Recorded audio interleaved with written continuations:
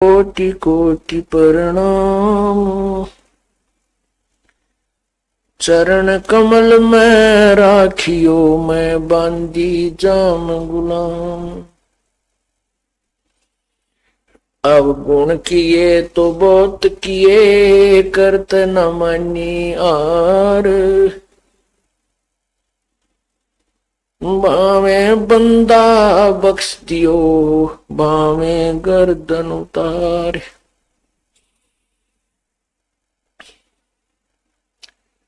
अब गुण मेरे बाप जी, बख्शो गरीब नवाज। जो मैं पूत कपूत हूँ, और पिता को नाज। मैं अपराधी जन्म का, नक्सक बरे विकार। तुम दाता दुख भंजना, मेरी करो संवार। जय इब कै सतगुरु मिले, सब दुख आँखों रो। चरणों ऊपर शीस रखो, कहूँ जो कहनी हो।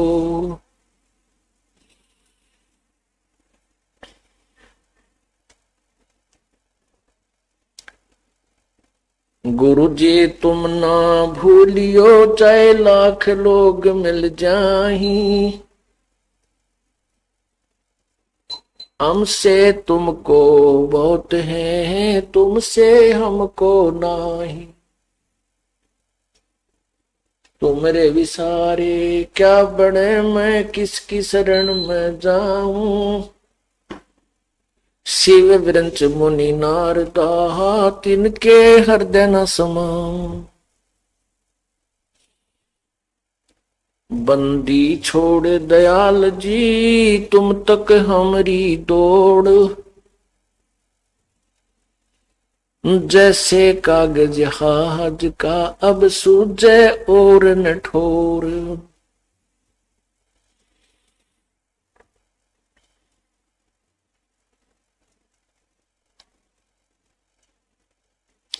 बंदे तू करे बंदगी, जय चावे दीदारी।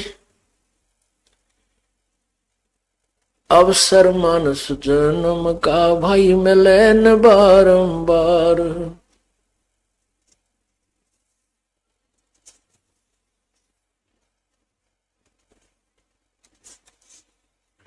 कबीर लूट सको तो लूटियो, राम नाम की लूट।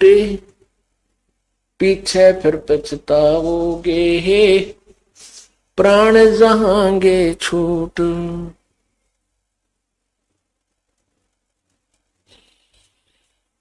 जिन हर की चोरी करी, और गए राम गुण भूल। ते बिदना बागुल किए, रहे उर्द मुख जूली। परमपिता परमात्मा, सारी सृष्टि के रचनहार, कुल मालिक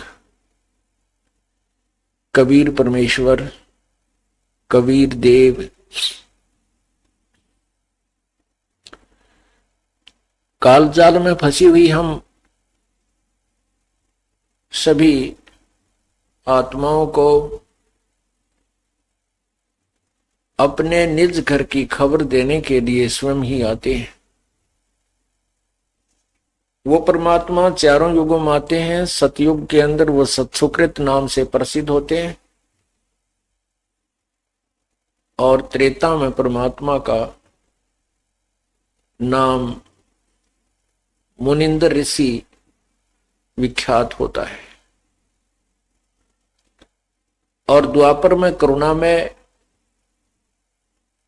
कलयुग में वे अपने वास्तविक कबीर देव, कबीर प्रभु, कबीर साहब, कबीर परमेश्वर के नाम से अपने यथार्थ नाम को लेकर ही आते हैं और उसी से प्रसिद्ध होते हैं।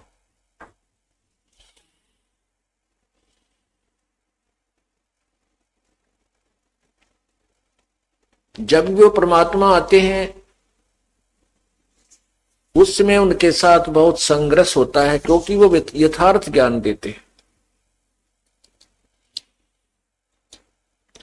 और उस समय काल के भेजे हुए नकली संतों ने, ऋषियों ने, गुरुओं ने शास्त्र विरुद्ध साधना का ढोल पीट रखा होता है। और परमात्मा इस तत्व ज्ञान का प्रचार करने लगते हैं तो उनके जो शिष्य लोग, शिष्य जन जो होते हैं उन नकली गुरुओं के, वो अपने गुरुओं के पास जाकर के कहते हैं कि ऐसे ऐसे वो संत, वो ऋषि, जैसे सत्सुकृत में परमात्मा, सतयुग में परमात्मा सत्सुकृत नाम से आए थे, उसमें संत कहो या ऋषि नाम से प्रकट होते हैं। ऋषि कहलाते हैं, जैसे वर्तमान में संत ज्यादा प्रसिद्ध हो रहे हैं, साधु कहते हैं, उस समय उनको ऋषि ही कहा करते थे। तो सुकृत ऋषि जी ऐसे ऐसे कह रहे हैं, परमात्मा यही लीला करते रहे हैं।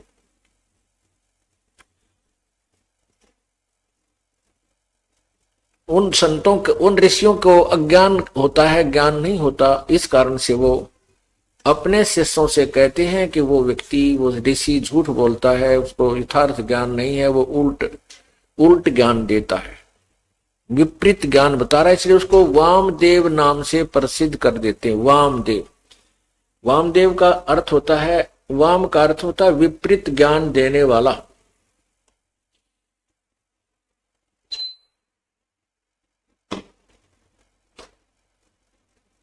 परमात्मा के ज्ञान को ना समझकर उनका और ही जो है व्यंग्यात्मक नाम निकाल लेते हैं।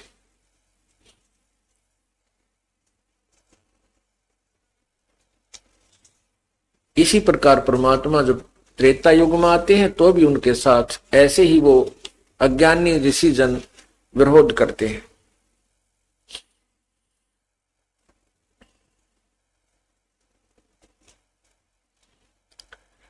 इसी प्रकार द्वापर और कलयुग में, अब कलयुग के अंदर जो परमात्मा आए थे, उन्होंने जो अपना यथार्थ ज्ञान प्रचार किया, उनका भी बहुत जबरदस्त विरोध किया गया था। उसका कारण यही था कि वो नकली गुरुओं को भय हो गया कि तुम्हारी अब पोल खुलेगी और तुम्हारे शिष्य तुमसे दूर हो जाएंगे, तुम्हारा जो इनकम का सोर्स है, कमाई का धंधा बंद हो जाएगा। इस डर से उन्होंने परमात्मा को बदनाम करना शुरू कर दिया कि झूठा है, कपटी है, ये क्या जाने भक्ति के बारे में, अशिक्षित है। हम संस्कृत के पढ़े हुए, काशी विद्यापीठ में पढ़े हुए हैं, हम वेदों और गीता को यथार्थ रूप से समझते हैं और जो तुम्हें बता रहे हैं यही गीता, वेदों और पुराणों में लिखा है। तो उसमें हमारे पूर्वज अशिक्षित थे, उन्होंने मान लिया कि वास्तव में कबीर साहब तो अशिक्षित हैं और ये पंडित यानी ये गुरु लोग हमारे शिक्षित हैं, तो इनको वेदों का ज्ञान यथार्थ होगा, इसमें कोई शंका नहीं। क्योंकि संस्कृत के ज्ञाता को उस समय झुठलाया नहीं जा सकता था, क्योंकि समाज शिक्षित नहीं था। अब हमारे सभी भक्तजन, बहन बेटी भाई सब शिक्षित हैं, बुजुर्ग, और वही सदग्रंथ जो पहले केवल संस्कृत में थे अब हिंदी में अनुवादित हैं, और आप और हम हिंदी अच्छी तरह पढ़ सकते हैं क्योंकि हम हिंदुस्तानी हैं। और हिंदी को पढ़ करके हम ये निष्कर्ष निकाल सकते हैं कि वास्तव में इन सदग्रंथों में क्या लिखा है। अब आपके समक्ष वो सदग्रंथ शीशे की तरह दिखाए जा रहे हैं, आप अपनी आंखों से पढ़ रहे हो। सीडी बना दी गई है, टीवी चैनलों पर भी हम कोशिश की है चलवाने की, लेकिन इन अज्ञानी संतों ने नहीं चलने दिया हमारा प्रोग्राम। फिर भी हमने सीडी बनाकर के जनसाधारण तक पहुंचाने की चेष्टा की है, और पुण्यात्माएं अपनी आंखों देखकर इस यथार्थ ज्ञान को करतारथ हो रही है। गदगद हो जाती हैं कि ये अनमोल ज्ञान कहां छुपा था प्रभु अभी तक।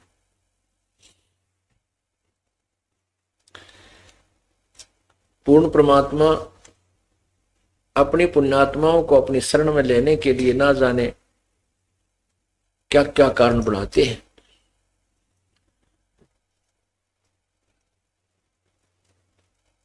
एक समय की बात है,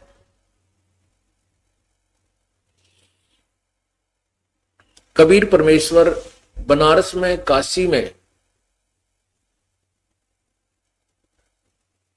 सत्संग किया करते थे।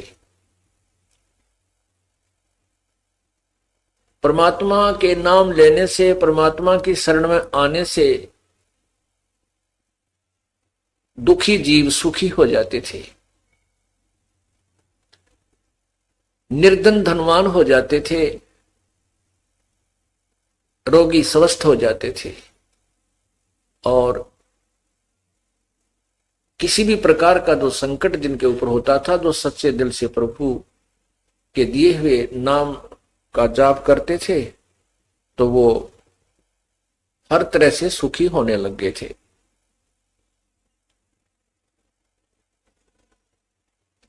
एक सर्वानंद नाम का बहुत बड़ा विद्वान ब्राह्मण था। वो संस्कृत का ज्ञाता था। संस्कृत तो विद्वान लोग, ब्राह्मण लोग पहले से ही पढ़े हुए होते थे, और उसमें एक शास्त्रार्थ की बीमारी थी। शास्त्रार्थ एक ऐसा रोग था जो अभी तक हमें परेशान कर रहा है। शास्त्रार्थ कैसे होता था? एक विद्वान आता था कि मेरे साथ शास्त्रार्थ कीजिए, दूसरा विद्वान यानी पंडित उसके साथ शास्त्रार्थ करता था। दोनों संस्कृत बोलते थे और श्रोता अशिक्षित होते थे, जिनको संस्कृत का ज्ञान नहीं होता था। और जिसने भी संस्कृत अधिक बोल दी, उसी की महिमा हो जाती थी। और जिनको संस्कृत समझ में नहीं आती, वो श्रोता, अशिक्षित श्रोता, अपनी तारी पीट कर उन दोनों विद्वानों की यानी ब्राह्मणों की जय और पराजय का फैसला किया करते थे।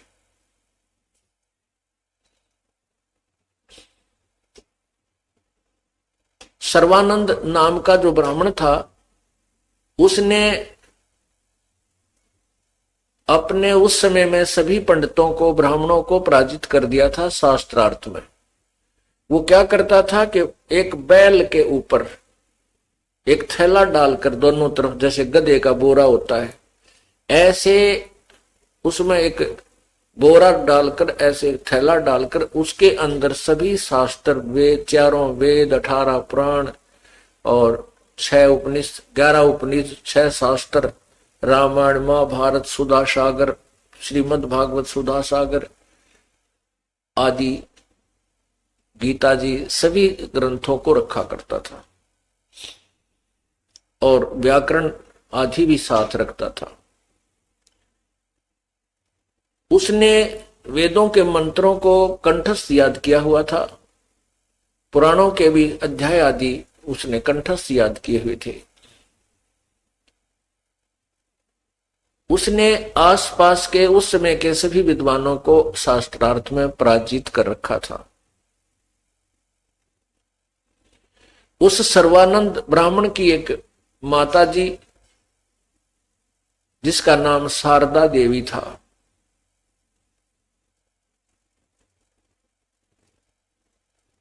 वो बहुत दुखी थी। उसको ऐसी असाध्य बीमारी थी, असाध्य रोग था कि जिसका कोई भी ट्रीटमेंट नहीं हो पा रहा था। शारदा देवी ने अपने उपचार के लिए अपने पुत्र सर्वानंद से भी जंतर मंत्र करवा लिए। जैसे गीता जी में लिखा है, कि वो 4 प्रकार के मुझे बजते हैं, जिसमें ज्ञानी, आर्थ, अर्थार्थी, ज्ञानी, आर्थ, जिज्ञासु और ज्ञानी। तो आर्थ का अर्थ होता संकट निवारण के लिए वेदों के मंत्रों से अनुष्ठान करना। तो माता ने अपने पुत्र से भी और जिसने भी जहां कोई संत बताया उसके पास जाकर के आशीर्वाद प्राप्त करना किया कि मैं स्वस्थ हो जाऊं, मेरा ये रोग नष्ट हो जाए। लेकिन सब जगह व्यर्थ रहा, कोई भी वैद्य की दवाई काम नहीं कर रही थी। पुण्यात्माओं, जब जिसके ऊपर 3 ताप का प्रभाव होता है वो किसी भी जंतर मंत्र से या किसी देव के, भगवान के जाप से, पूर्ण परमात्मा के अतिरिक्त और पूर्ण संत से प्राप्त किए बिना कोई भी जाप, जंतर मंत्र कोई करता है, उससे वो 3 ताप और प्रारब्ध कर्म समाप्त नहीं होता, वो भोगना ही पड़ता है। इसी वो जहां भी गई, वो पुण्यात्मा, वो दुखी स्त्री, वो बहन जहां भी गई, तो पहले तो उन ऋषियों ने जंतर मंत्र बताए, आप ये जाप करो, आप ऐसा करो, ऐसा करो, ऐसा पुण्य करो, वो सब कुछ कर लिया, लेकिन शारदा जी को कोई लाभ नहीं हुआ। तो अंत में वो ऋषि कह देता था, वो गुरु कह देता था कि बहन, ये तेरे प्रारब्ध का कर्म है, प्रारब्ध कर्म, ये पाप कर्म तुझे भोग कर ही समाप्त करना होगा, इसका कोई इलाज नहीं होता। साथ में वो उदाहरण भी देते थे कि किए हुए कर्म का फल, प्रारब्ध का कर्म तो भोगना ही पड़ता, ये पाप अक्षमा नहीं होता, नष्ट नहीं हो सकता। इसी प्रकार सबसे जवाब लेख प्राप्त करके वो माई अंतिम सांस गिने थी। उसके शरीर में बहुत ज्यादा पीड़ा रहती थी, न भूख लगती थी, न प्यास लगती थी, शरीर भी जीर्ण शीर्ण हो गया था। और वो सोच रही थी मेरी अब मृत्यु निकट है, और तड़फ रही थी, बहुत कष्ट पा रही थी। एक दिन परमात्मा कहते हैं, 100 सल छिद्र मैं करूं अपने जन के काज, और हिरण्यक्ष कहते हैं, हिरणाकुश जो मार दूं मैं, नरसिंह धर लूं साज। गैल गैल लाग्या फिरूं, जो जन हमारी शरण है ताका हूं मैं दास, और गैल गैल लाग्या फिरूं जब लग धरती आकाश। एक दिन उस शारदा के पास उसी का एक रिश्तेदार ब्राह्मण आया। उस ब्राह्मण ने परमात्मा कबीर जी से उपदेश ले रखा था। हाँ, उससे पहले एक उसकी सहेली आई जिसने कबीर परमात्मा से उपदेश ले रखा था, शारदा की सहेली ने। और वो काशी से दूर आसपास किसी नगर गांव की रहने वाली थी, तो वो बहुत कम आ पाती थी। एक दिन उसके मन में आया कि आज अपनी सहेली से भी मिल चलती हूं और आज सत्संग भी सुनकर आऊंगी सतगुरुदेव का। तो पहले वो अपनी सहेली के पास चली गई। शारदा के उस सतिथि को देखकर उसने कहा, बहन आपको क्या तकलीफ है? आप तो बहुत वीक हो गई हैं, बहुत कमजोर हो गई हो। शारदा जी ने कहा, बहन क्या बताऊं, मैं बहुत ही दुखी हूं, अंतिम श्वास गिन रही हूं।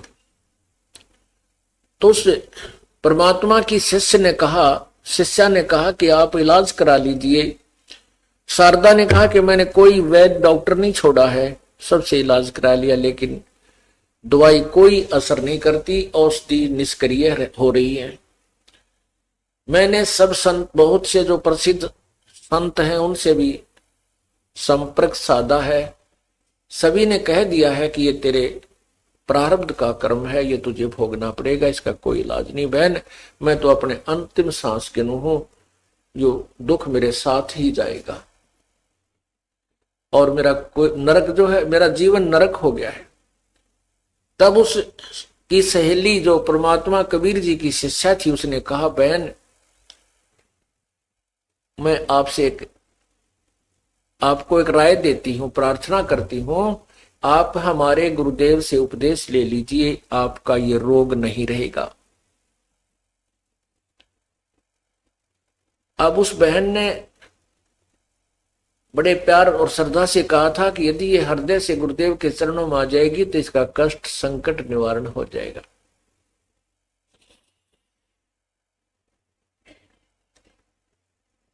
उस शारदा ने पूछा, बहन ऐसा कौन सा तेरा गुरुदेव है, बताइए, मैं उपदेश ले लूंगी, क्योंकि मैं तो बहुत दुखी हो चुकी हूं, लेकिन आशा नहीं है मुझे कि मैं स्वस्थ हो जाऊं।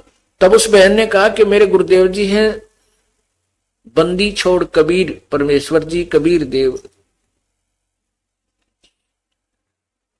उस शारदा जी ने पूछा कि कहाँ रहते हैं वो।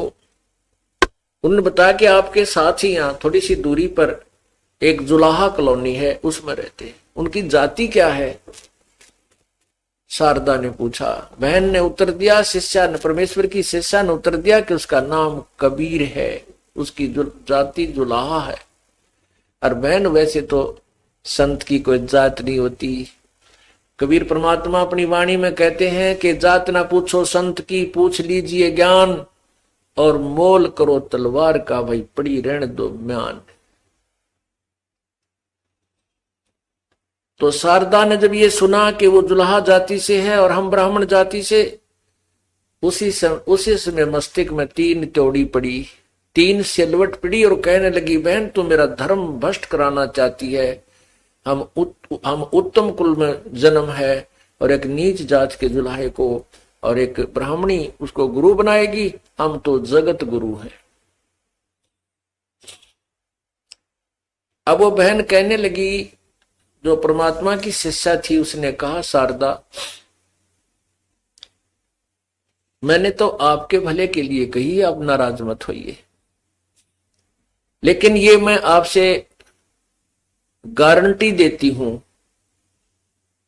कि आप स्वस्थ हो जाओगे। तो वो देखो, कहते हैं लोक लाज में आदमी इतना जकड़ा पड़ा है।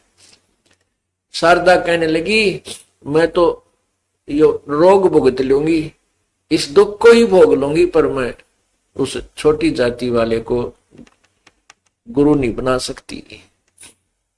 काल ने ऐसा बांध दिया इस प्राणी को कि इसके जाल से निकल ना जा। वह बहन जो परमात्मा की शिष्या थी, वह उठकर चली गई। वे ठीक है, जैसे आपको उचित लगे ऐसे कर लीजिए, लेकिन ध्यान रखना ये जात पात 2 दिन की है। आज आपकी मृत्यु हो जाए, फिर क्या पता आप मुसलमान के घर में जन्म ले लो, क्या पता आप किसी और दूसरे घर में जन्म लो, क्या पता आप जुलाहे के घर भी जन्म ले सकती हो। आप ब्राह्मण हो तो, अब ब्राह्मणी हो तो इस बात पर विचार करो कि मृत्यु के उपरांत ये प्राणी किसी भी जूनी में जा सकता है, किसी भी जाति में जन्म हो सकता है। तो वो कहने लगी, बहन शारदा बोली, तू मुझे घड़ी शिक्षा मत दे, मेरा दिमाग खराब ना करे। तो वह शिष्या जो परमात्मा की थी उठकर आ गई और कहती है, भगवान देख अंतिम सांस गिना है और फिर भी आत्म कल्याण का भी इसको जो है ना उत्साह नहीं बना। ऐसे अपने मन में विचार करती हुई सत्संग सुनने आ गई। कुछ दिनों के बाद वो कबीर परमेश्वर का एक शिष्य ब्राह्मण जो शारदा जी का निकटतम रिश्तेदार था, संबंधी था, वो भी बहुत परेशान था। पूरा परिवार दुखी रहता था, पूरे परिवार पर जो है 3 ताप का प्रभाव था, शारीरिक कष्ट पूरे परिवार को। उसकी पत्नी तो अंतिम श्वास गिने थी और लड़के और लड़कियां भी बहुत दुखी थी और वित्तीय हालत बहुत कमजोर थी, बहुत बड़ा निर्धन था। रिश्तेदारों से उधार मांगकर भी वो छिक चुका था और रिश्तेदार भी उसको उधार देना बंद कर चुके थे। उसको देखते ही दरवाजा बंद कर दिया करते थे, ऐसी स्थिति थी। उस पुण्यात्मा को भी एक परमात्मा कबीर परमेश्वर की कोई शिष्य वहां पहुंचा, उसको सारी कहानी सुनाई, बार बार समझाया। उसको भी यही आंट बनी हुई थी कि मैं ब्राह्मण हूं और वो छोटी जाति का है। तब उस भक्त ने, परमात्मा के शिष्य ने, कबीर जी के शिष्य ने बार बार समझाया तो कहते मरता क्या नहीं करता। उस ब्राह्मण ने परमात्मा का उपदेश अपनी पत्नी को दिला दिया। नाम लेने से उसकी पत्नी को बहुत राहत मिली, बहुत राहत मिली। फिर उसने अपने बच्चों को दिलाया, वो भी काफी राहत हुई। फिर उसको इतना ऐसा चांदना होया, ऐसे प्रेरणा हुई, स्वयं भी जाकर के परमात्मा के चरणों में गिर गया, उपदेश ग्रहण किया कबीर परमेश्वर से।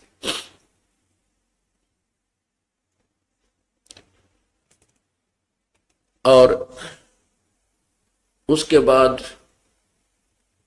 पूरा परिवार स्वस्थ और घर में ऐसी बरकत होने लगी। पहले वो उधार लेता था, अब सबकी उधार भी तार दी 2-3-4 वर्ष के अंदर, और लोग उससे उधार लेकर जाते थे। वो निःशुल्क दिया करता था, वो बगैर इंटरेस्ट के, बगैर ब्याज के पैसे देता था।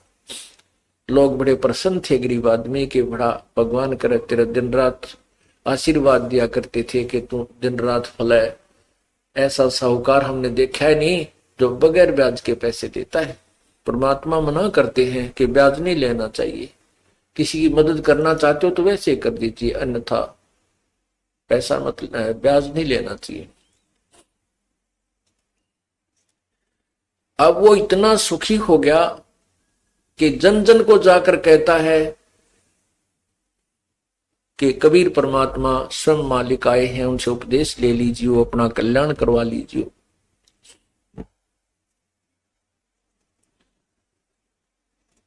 एक दिन उसका जाना हो गया शारदा जी के घर पे। शारदा जी इस बात से परिचित थी कि वो हमारा रिश्तेदार जो उस गांव का है वो बहुत ही महादुखी था, और अब वो किसी संत के पास जाता है। वहां जाने से पूरा से परिवार सुखी हो गया है और उसकी वित्तीय स्थिति भी बहुत अच्छी सुधर गई है। ऐसी उसको बातें सुनने को मिला करती थी। एक दिन वो स्वयं ही शारदा के घर पहुंच गया,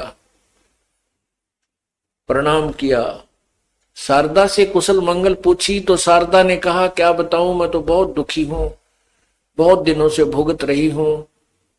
तो उस रिश्तेदार ने कहा कि क्या आपने कोई ट्रीटमेंट नहीं कराया, इसका उपचार नहीं करवाया। शारदा ने सब कथा बता दी कि मैंने सब उपचार करवा लिया, सभी ऋषियों से जो भी मेरे पहुंच तक जहां तक थी मुझे ज्ञान हुआ, उन संतों से भी, ब्राह्मणों से भी, सबसे मैंने अपने संकट निवारण के लिए प्रार्थना की। अंत में उन्होंने बताया कि तो ये प्रारब्ध का कर्म है और ये तो मुझे भोगना ही पड़ेगा।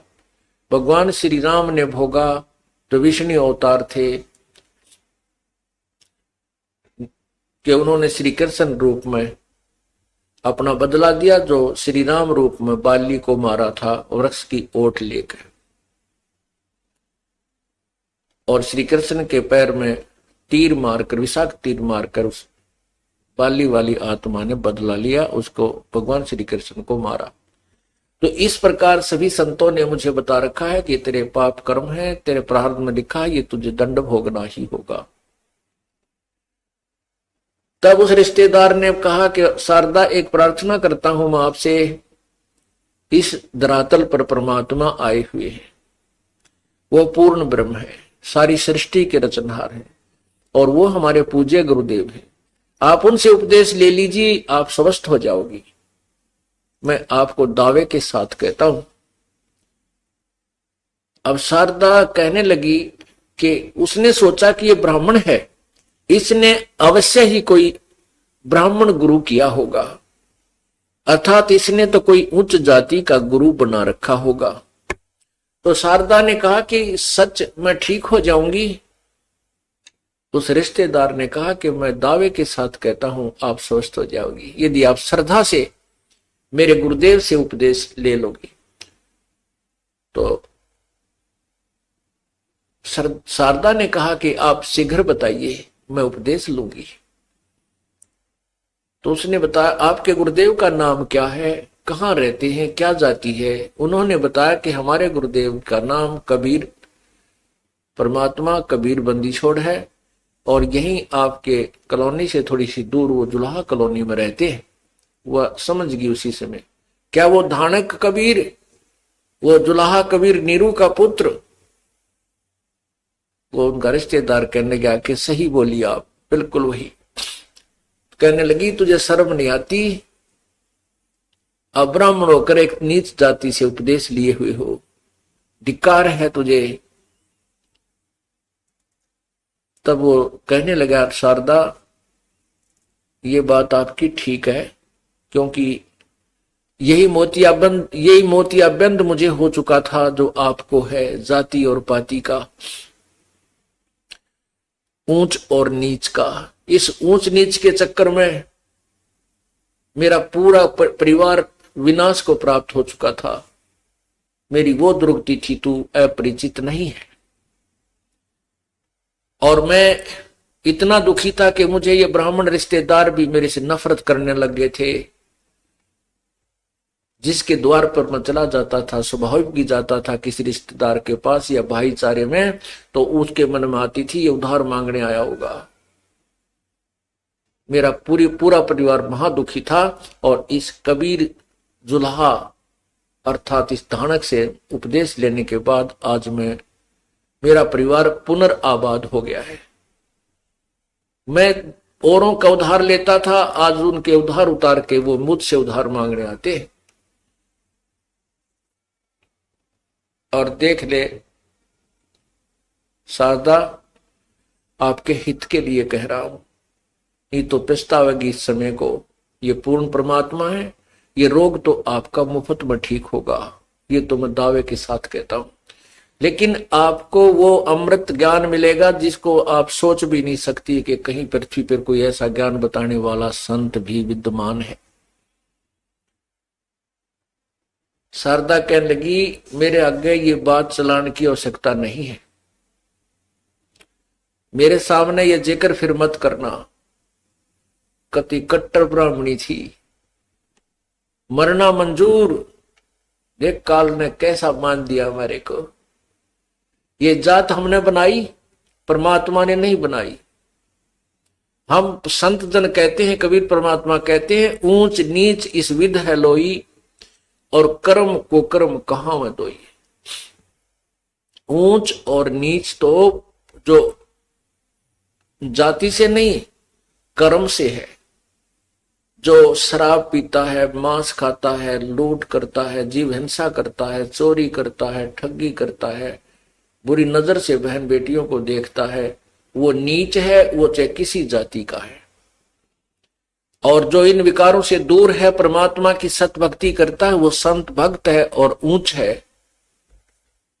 ऊंच नीच इस विध है लोई, कर्म कुकर्म सुक्रम कुकर्म कहां में दोई। अच्छे और बुरे कर्मों से ऊंच नीच होता है, जाति ऊंच नीच नहीं होती। लेकिन उस पंडितानी का कहां समझ में आवा थी, तो पक्की रंग में रंग रही थी, कत्ती नहीं मानी। ने बोली आपने खाना बना रखा है, रोटी खा लो, विश्राम करो, पर यह चर्चा मेरे से मत करो। क्या कहते हैं, कबीर पिछले पाप से हरि चर्चा ना सुहावे, के ऊंघ के उठ चले के और बात चलावे। पिछले पाप ते परमात्मा की चर्चा नहीं सुहावे, अच्छी नहीं लगती, और के ऊंघन लग जाएगा ना, और कोई बात छेड़ देगा, उससे बाईपास हो जाएगा भगवान की चर्चा से। तुलसी साहब कहते हैं, तुलसी पिछले पाप ते हरि चर्चा ना भावे, और जैसे जोर के बेगते भाई भूख बेदा हो जावे।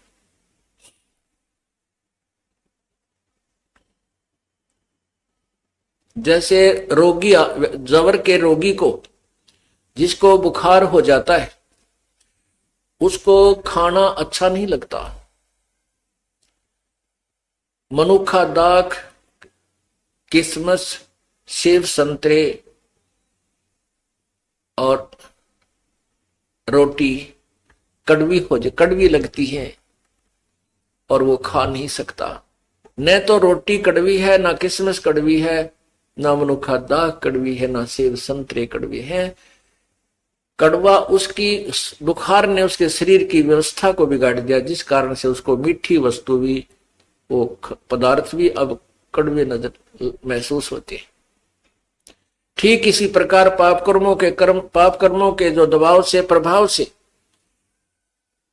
प्राणी को इतना बुखार बन जाता है, इतना दबाव बन जाता है पाप कर्मों का कि राम नाम की मनुखा दाख भी उसको नीम जैसी कड़वी लगती है, उसको अच्छी नहीं लगती।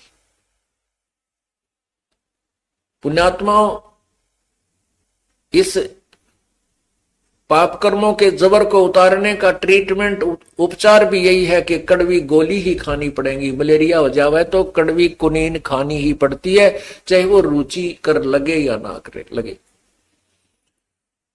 वो कड़वी दवाई का फांका मारना पड़ेगा। इसी प्रकार परमात्मा, उसका ट्रीटमेंट क्या है कि जिसको परमात्मा की चर्चा अच्छी नहीं लगती, उसका उपचार भी यही है कि ना चाहते हुए भी सत्संग सुने, अच्छा लगे चाहे ना लगे। जैसे कुनीन खाना कोई अच्छा नहीं लगता, लेकिन वो खाए पार पड़े, फिर कुछ दिनों के उपरांत जितना भी बुखार कम होता चला जाएगा, उतनी ही रोटी रुचिकर लगने लग जाएंगी, अच्छी लगेगी। और जब स्वस्थ हो जाएगा, फिर वो लूखी सूखी रोटियां, चाहे नमक भी ना डाल रखा और सब्जी भी ना हो, 4, 5, 6 तो एक टाइम खा जाता है, क्योंकि वह पूर्ण स्वस्थ है। इसी प्रकार पुण्यात्माओं, जिस प्राणी को प्रथम बार सत्संग सुनने को मिलता है, वो उसको अच्छा नहीं लगता, क्योंकि उसको तो रागनी अच्छी लगे, कई फिल्मी गाने बढ़िया लगे, कि उसके कानों में वो आदत पड़ रही है, और परमात्मा की ये कथा उसको कति नहीं सुनाती, अच्छी नहीं लगती। तो वो पहली बार आकर सोचेगा अपने साथी गेल कित फंस गया आके, आड़े को गाना बजाना भी कोई ना ढोलकी ढालकी बांध रखी, ना कोई ऐसा सुरीली कोई सारंगी पारंगी, चल उसने दिल ला ले, ये तो पुरानी बात है, बात बतावे। तो वो उसको एक बार तो दिक्कत आएगी, क्योंकि वो अभी रोगी है, जवर है उसको, और इस सत्संग रूपी जो कुनीन है, सत्संग रूपी जो दवाई है, ये दोनों काम करेगी। आप जूता पहन लो, भविष्य में कांटा ना लगेगा। तो पुण्यात्माओं, कांटा लगे पैर में जूता पहना नहीं जा सकता, वो तो कांटा निकले जो पीड़ा बना रहा है, और फिर वो व्यक्ति इस भय से जूता पहने कि कहीं फिर कांटा ना लग जाए, वो भयंकर पीड़ा मुझे फिर दुखी करे। इसी प्रकार जो पाप कर्म के कांटे प्राणी को लगे हुए होते हैं, और उसको फिर समझदार व्यक्ति उसको कांटे को निकाले और फिर कहे कि भाई फिर सलाह दे के जूता पहना कर कहीं फिर ना लग जाए, तो वो बिल्कुल ठीक है, क्योंकि अब वो कांटा निकल गया तो जूता पहना जाएगा, और वो इस डर से पहनेगा कहीं फिर बात ना बिगड़ जा। पीड़ा बहुत होती है कांटा लगने से। तो पाप कर्म का कांटा परमात्मा कबीर बंदी छोड़ निकालते हैं, और फिर राम नाम का जूता दे देते हैं, बेटा इसको, बेटी इसको पहने रखना, भविष्य में इसको उतारना नहीं है, अर्थात ये भक्ति छोड़ना नहीं है, तो फिर दुखी हो जाएगा। तो फिर वो इस डर से उस राम नाम के जूते को, अर्थात भगवान की भक्ति को नहीं त्याग सकता कि कहीं फिर वो प्रॉब्लम दोबारा ना हो जाए। इसी का प्रमाण हमारे वेद देते हैं। यजुर्वेद अध्याय नंबर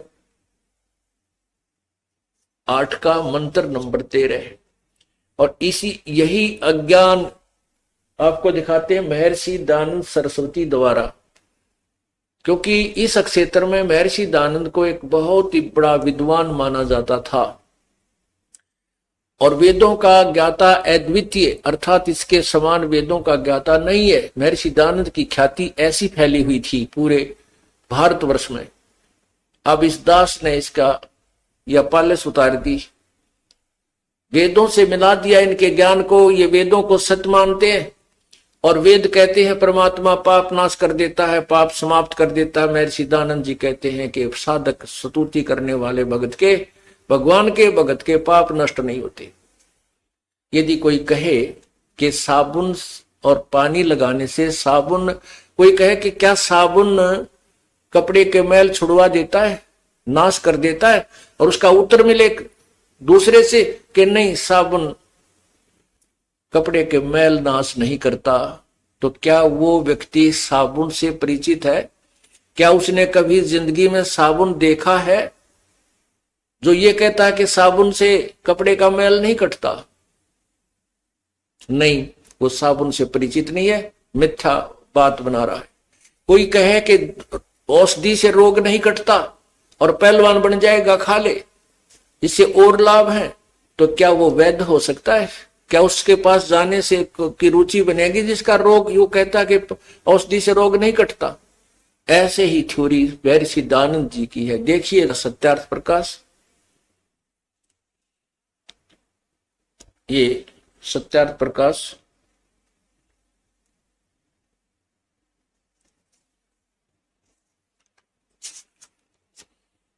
अथ है, सत्यार्थ प्रकाश है।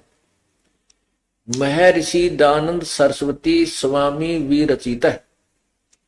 और कहां से छपा है? प्रकाशक है वैदिक यति मंडल दयानंद नगर, दयानंद मठ, दीनानगर, पंजाब। और ये कहां से छपा है ये देखिएगा, प्रकाशक है वैदिक यति मंडल, दयानंद मठ, दीनानगर, पंजाब। और ये प्रकाशक कहां से है?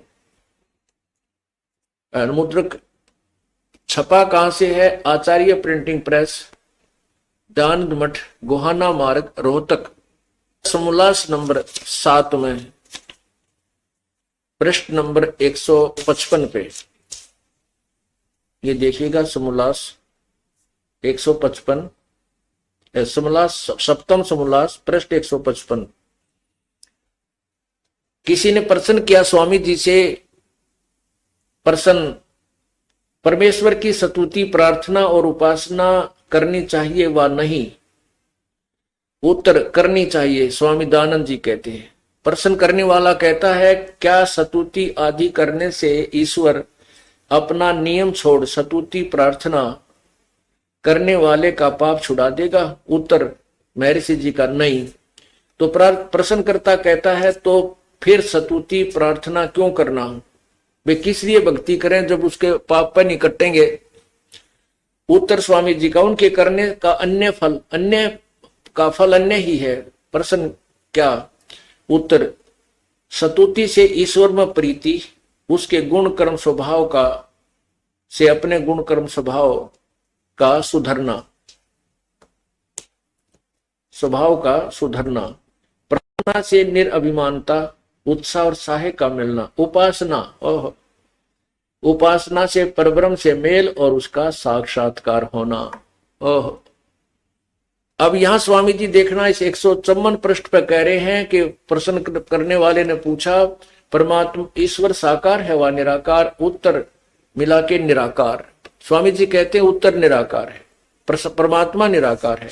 और यहां पर कह रहे हैं कि उपासना करने से, 155 पे, उपासना करने से परब्रह्म से मेल और उसका साक्षात्कार होना।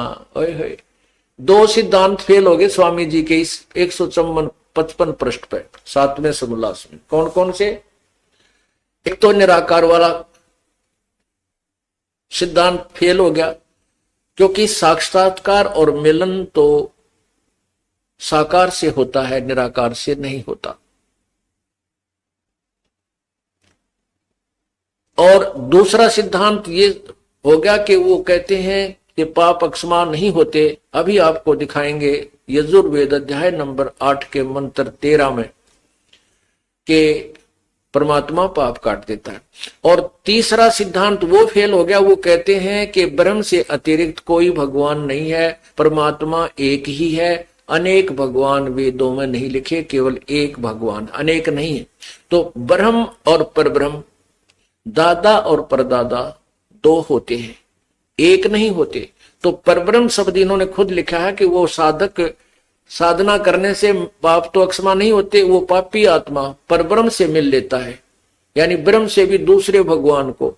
अब देखिएगा इसी 7वें अध्याय का 7वें समोल्लास में प्रारंभ में ही पूछा किसी ने प्रश्न, ये सप्तम समोल्लास है, स्टार्ट यहीं से होता है, ये अथय सप्तम समोल्लास है। और इसमें ये पूछा किसी ने कि प्रश्न, वेद में ईश्वर अनेक हैं। प्रश्नकर्ता ठीक कह रहा है कि वेद में ईश्वर अनेक हैं, इस बात को तुम मानते हो वा नहीं? उत्तर नहीं मानते। स्वामी जी कहते कि नहीं, कहीं भी अनेक ईश्वर नहीं है, दो भगवान नहीं है, क्योंकि चारों वेदों में कहीं यह नहीं लिखा है जिससे अनेक ईश्वर सिद्ध हों, किंतु यह तो लिखा है कि ईश्वर एक है। अब स्वामी जी ये भी बताते हैं कि ये देखिएगा प्रथम समोल्लास में स्पष्ट कहते हैं कि ईश्वर ब्रह्म ही ईश्वर एक है, ब्रह्म है। प्रथम समोल्लास ये प्रश्न नंबर 15 पे यहां स्पष्ट कर रहे हैं कि ओम आकाश खम, ये लिखा है खम, यह देखना, सबसे बड़ा होने से ईश्वर का नाम ब्रह्म है। ईश्वर का नाम ब्रह्म बताया इन्होंने, ये देखना, ईश्वर का नाम ब्रह्म है। और यहां क्या कहते हैं कि ईश्वर एक है, वेदों में कहीं नहीं लिखा एक ही ईश्वर अर्थात ब्रह्म है। और यहां स्वयं ही ये परब्रह्म कह रहे हैं कि उस साधना से परब्रह्म से मेल और उसका साक्षात्कार होना,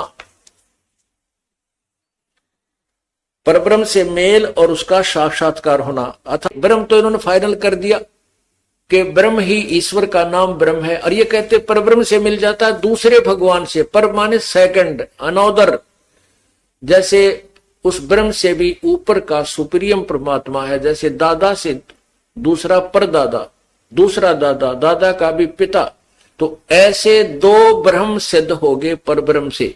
तो इस स्वामी दयानंद जी के 7वें अध्याय के यानी सत्यार प्रकाश में 7वें समोल्लास में ये दो सिद्धांत तो उसने स्वयं फेल कर दिए, और तीसरा उपदास करेगा कि परमात्मा पाप नहीं काटता, ये वेद कर देंगे, यजुर्वेद करेगा। अब देखना,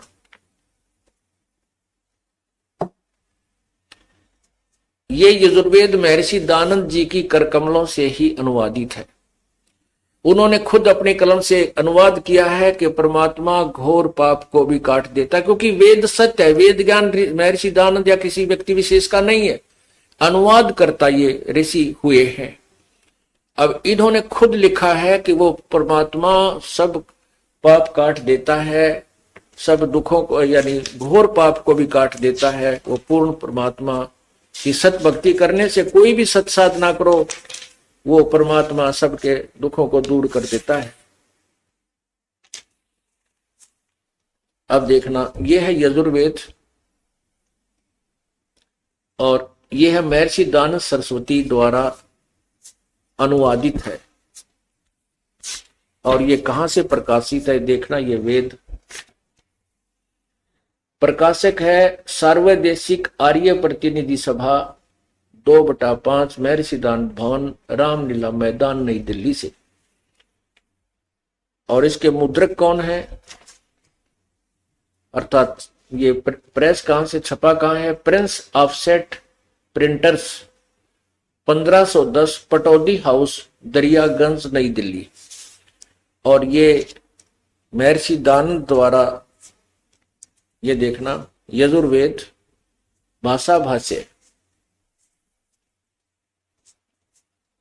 भाष्य संपूर्ण 40 अध्याय महर्षि दयानंद सरस्वती कृत, स्वामी दयानंद जी ने इसका अनुवाद किया है। अब देखना 8वें अध्याय में, यह है 8वां अध्याय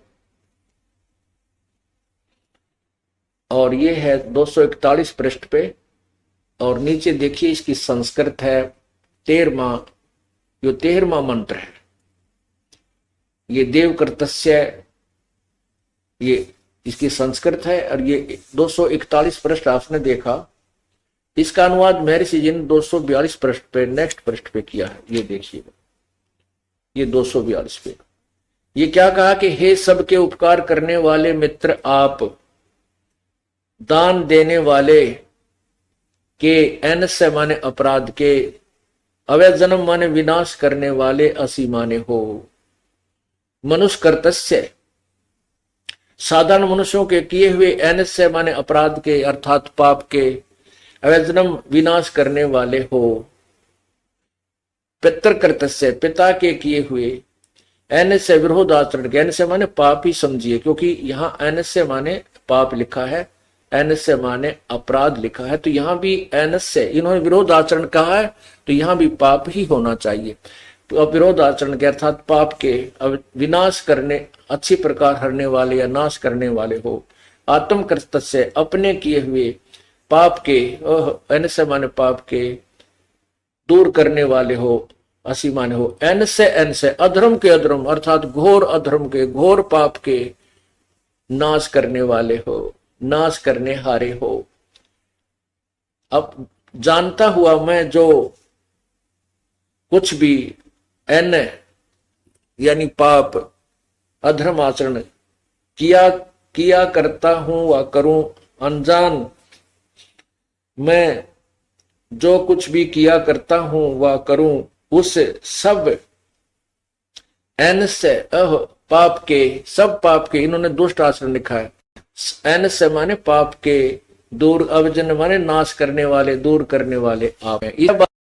अब 6 बार लिखा, तो 1 बार लिखा होता तो ये कर देता गोलमोल हिंदी, उसकी और कुछ बना देता। जैसे 5वें अध्याय के प्रथम श्लोक में यजुर्वेद में कर रखा है अग्ने तनुरसी, जहां पर अग्नि का अर्थ परमात्मा लिखना, लिख करके हे बिजली के समान, शरीर के समान है, ऐसे गोलमोल कर दिया।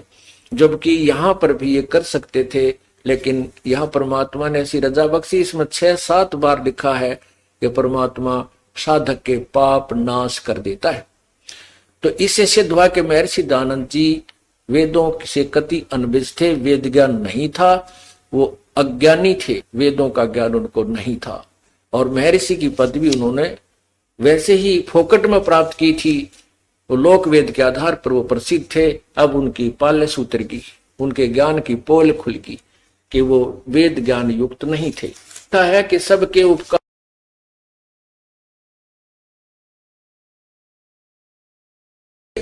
गुमराह करने वाले ये भी कर देते हैं, क्योंकि जिन लोगों का ज्ञान समाप्त हो जाता है वो झूठ का सहारा लेते हैं। तो हमने समाचार पत्रों में ये जो का तो लेख लिखा करते थे और जनसाधारण के समक्ष हम भेजा करते थे, तो वो भी विरोध में कुछ उठपटांग विज्ञापन या कोई समाचार से उत्तर देते थे।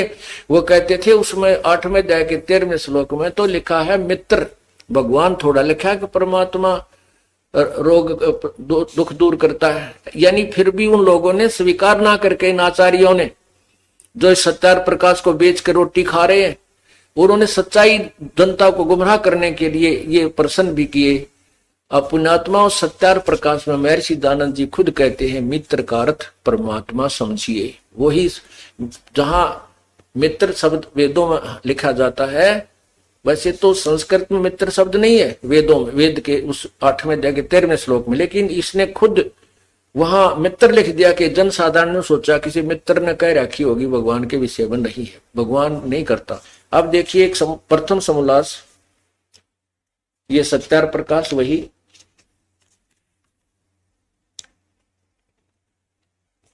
और इसके प्रथम समोल्लास में पृष्ठ नंबर 18 पे नीचे देखिएगा, मित्र आदि नामों से सखा और इंद्र आदि देवों से प्रसिद्ध व्यवहार देखने वाले उन्हीं का ग्रहण करना चाहिए।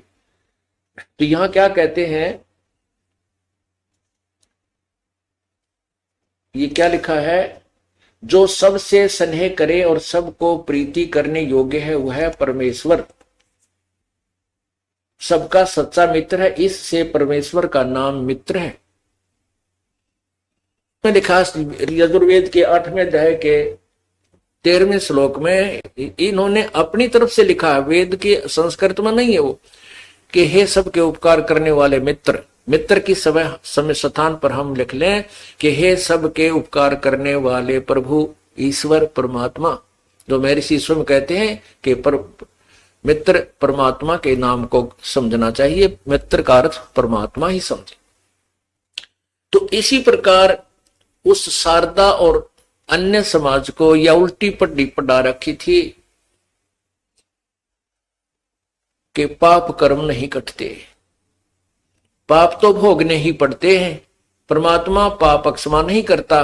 और इसमें लिखा है वेदों में ब्रह्म बोल रहा है और ब्रह्म पूर्ण परमात्मा पूर्ण ब्रह्म की तरफ संकेत कर रहा कि वो परमात्मा पूर्ण ब्रह्म अपने साधक के पापों का नाश कर देता है। ब्रह्मा विष्णु महेश जी की साधना से, ब्रह्म तक की साधना से, परब्रह्म तक की साधना से पाप नाश नहीं होते, पूर्ण परमात्मा की भक्ति से पाप नाश हो जाते हैं, समाप्त हो जाते हैं। परमात्मा कबीर बंदी छोड़ कहते हैं, जब ही सतनाम हृदय धरो भयो पाप को नासे, जैसे चिंगारी अग्नि की पड़े पुराने घासे। कि जब ही सतनाम हृदय धरो, जब ही सच्चा नाम पूर्ण संत से प्राप्त हो जाता है और हम उसको सच्ची लगन सच्ची श्रद्धा मर्यादा से जाप करते हैं, तो वो पाप नष्ट ऐसे हो जाते हैं जैसे बहुत बड़े घास के ढेर में और एक माचिस की सीख लगा दी जाए। वो चिंगारी अग्नि की पूरे सूखे घास को चाहे 1000 लाख मन पड़ा हो, लाख टन पड़ा हो, वो जलाकर भस्म कर देती है, सभा कर देती है, उसका राख बन जाती है, खाक बन जाती है और वो हवा में उड़कर वो स्थान भी साफ हो जाता है। और ये नकली गुरु, झूठे गुरु और ये ऋषि महर्षि, ये झूठे जो वेद ज्ञान से अपरिचित थे, ये दुनिया को भ्रमित कर गए क्योंकि उनको यथार्थ ज्ञान नहीं था। वो ब्रह्म से आगे किसी को नहीं जानते थे, जबकि परब्रह्म पूर्ण ब्रह्म ये अन्य शक्तियां और हैं। अब शारदा जी को बड़ा आनंद आया और कहा, परमात्मा मुझे उपदेश दे दो। प्रभु ने कहा कि शारदा, दुनिया तेरी हंसी करेगी, ब्राह्मण लोग तेरा मजाक करेंगे।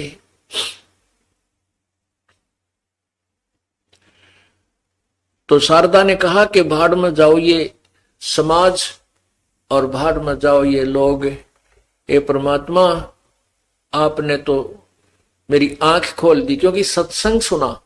परमात्मा ने कहा कि बैठ जा, नाम बाद में दूंगा, पहले तू सत्संग सुन ले। परमात्मा ने वो अमृत वर्षा की, वो ज्ञान भी समझ में आ गया, क्योंकि जब उसके दुख दूर हो गए तो फिर वो क्या समझा भगवान और कौन है। जो गुरु जी जो वचन कह रहे वो सारे सच्चे नजर आ रहे थे। तो उस पुण्यात्मा ने कहा, भगवान मुझे नहीं लेना देना किसी समाज जात से, मैं आपकी बेटी, आप मेरे परम पिता, और मुझे उपदेश दो प्रभु। परमात्मा तो यही चाहते थे, उपदेश दे दिया। उपदेश दे दिया। अब शारदा डट कर भजन करती और फिर रह रहकर सत्संग सुनती तो उसकी आत्मा से जो अज्ञान था वो पूर्ण रूप से हट गया। परमात्मा कहा करते, बच्चों, वर्तमान में कोई भी संत ऋषि नहीं है जिसके पास तत्व ज्ञान है और जिसको यथार्थ भक्ति का मार्ग का ज्ञान हो। इस बात को सभी शिष्य अच्छी तरह मानते थे, जानते थे। और साथ में वो दुखी आत्मा, क्योंकि वहां आकर वही लोग आते थे जो महादुखी थे, सुखी तो कोई एकाध भगवान ही आता था, और सभी दुखी सुखी हो गए थे। इस प्रकार परमात्मा के 64 लाख शिष्य हो गए थे। 64 लाख। आज से 600 550 वर्ष पहले विचार करो, 64 लाख शिष्य हो जाना कोई मामूली बात नहीं है। जबकि हिंदुस्तान की उस समय 450 550 600 वर्ष पहले कुल 4 करोड़ आबादी होगी मुश्किल तक, और उस समय से 64 लाख शिष्य हो जाना ये कोई बालकों का खेल नहीं। उसमें तो कोई मीडिया भी नहीं था, ना कोई टीवी चैनल थे कि एक आदमी एक जगह से अपना प्रचार करके सबको सुना सकता है। तो ये कैसे रजा हुई थी परमात्मा की। ऐसे ही जोत के जोत जली थी। 120 वर्ष तक परमात्मा रहे थे इस पृथ्वी पर, एक साधारण मनुष्य का, एक आम भगत संत की तरह जीवन जीकर, और जनता का कल्याण किया था। तो उसमें ऐसे ही जोत के जोत जली थी, जो सुख हो जाता विश्वों को जाकर बताता, कोई रिश्तेदार को सुनाता, कोई मित्र को सुनाता, कहीं राह चलते को जिक्र करता। ऐसे 64 लाख से प्रभु के हो गए थे। एक दिन उस सर्वानंद ने, जो शारदा जी के पुत्र थे, वो विद्वान ब्राह्मण जिसने उस समय के सभी विद्वानों को पराजित कर दिया था शास्त्रार्थ में, तो उसके मन में ये आया कि मैं अपना नाम सर्वाजीत रखवा लूं। सर्वाजीत, सर्वाजीत का अर्थ होता है जिसने सब पर विजय पा ली हो, सर्वाजीत। तो उसने अपनी मां से प्रार्थना की कि माताजी मेरा नाम आप चेंज कर दो, बदल दो, मेरा नाम सर्वाजीत रख दो। तो माता ने कहा बेटा क्यों, सर्वानंद कौन सा बुरा नाम है, ये भी बहुत अच्छा नाम है।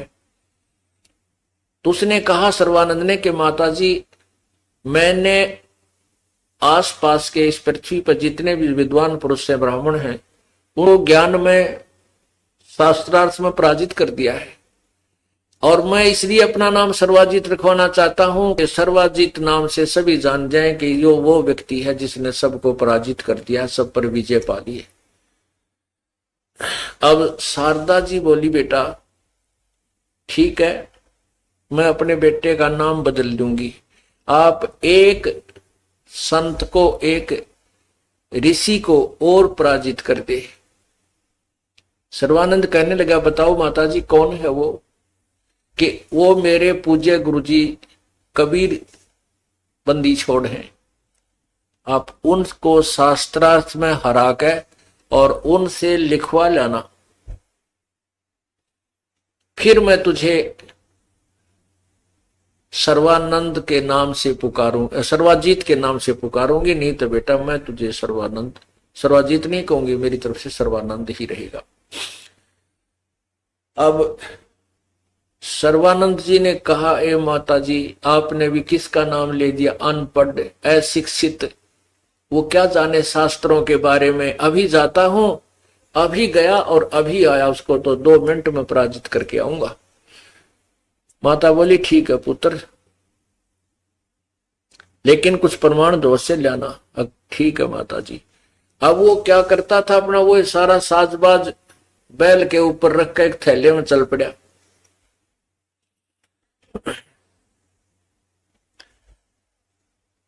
और दोपहर का समय, यही 11-12 बजे का समय दिन का,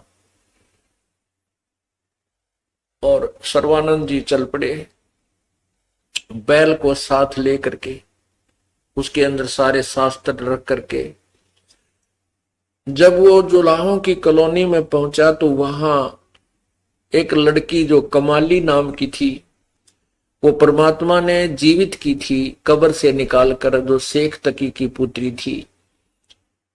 वो 12-13 वर्ष की लड़की उम्र होकर वो मृत्यु को प्राप्त हो चुकी थी, और परमात्मा ने कब्र से निकलवा के हजारों व्यक्तियों के सामने, सिकंदर लोधी के सामने उस लड़की को जीवित किया था। उसके बाद वो लड़की परमात्मा के साथ रहा करती थी, और परमात्मा वो अपनी पुत्री की तरह उनको रखा करती थी। तो कमाली ना लड़की उस जुलाहों के कुएं पर पानी भर रही थी, कुएं से पानी निकाल रही थी बाल्टी के द्वारा रस्सी बांध कर, और उधर से परमात्मा ने ऐसी कृपा की कि सर्वानंद को बहुत जबरदस्त प्यास लगी। इतनी प्यास लगी कि अगर 10 मिनट पानी ना मिला तो प्राण निकल जाए, ऐसी स्थिति होगी।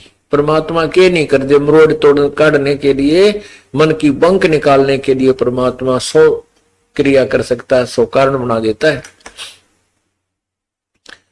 अब उस जो ही सर्वानंद जी ने उन जुलाहों की कॉलोनी में प्रवेश किया, और एक ब्राह्मण का जुलाहों के घर में आना, नगरी में आना, कॉलोनी में आना एक बहुत बड़ी बात होती थी। उस समय बहुत ज्यादा छुआछात थी, और वो भी सर्वानंद जैसे ब्राह्मण को जो वेदों को लिए हुए फिर रहा था।